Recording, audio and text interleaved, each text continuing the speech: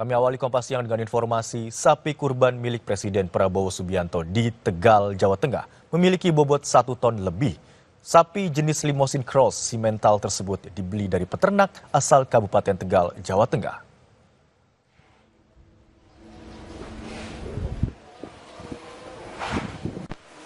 Inilah sapi bantuan Presiden Prabowo Subianto yang akan dijadikan hewan kurban pada Hari Raya Idul Adha mendatang.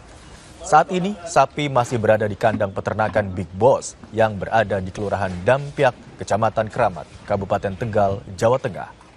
Sapi kurban bantuan Presiden ini diberi nama Bejo yang berusia 4 tahun. Rencananya, sapi ini akan dijadikan hewan kurban untuk warga kota Tegal, Jawa Tengah. Sapi kurban bantuan Presiden ini dibeli seharga Rp95 juta.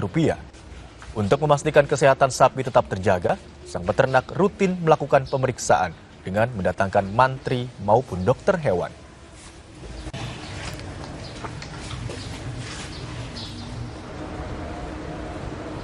Survei sampai 2-3 kali di sini untuk menentukan pilihan. Untuk sementara memang yang dipilih ini sebagai calon bantuan kurban bantuan dari Presiden. Sementara juga sudah kita siapkan dari segi kesehatan maupun lainnya, termasuk pakan dan perawatan sudah kita maksimalkan. Semoga sampai hari H tidak ada kendala apa-apa. Jelang Idul Adha, Presiden Prabowo Subianto juga membeli sapi kurban milik peternak sapi asal Desa Kebunsari, Kecamatan Wonomulyo, Kabupaten Polewali Mandar, Sulawesi Barat. Sapi jenis Simmental dengan bobot 854 kg ini dibeli Presiden seharga Rp100 juta.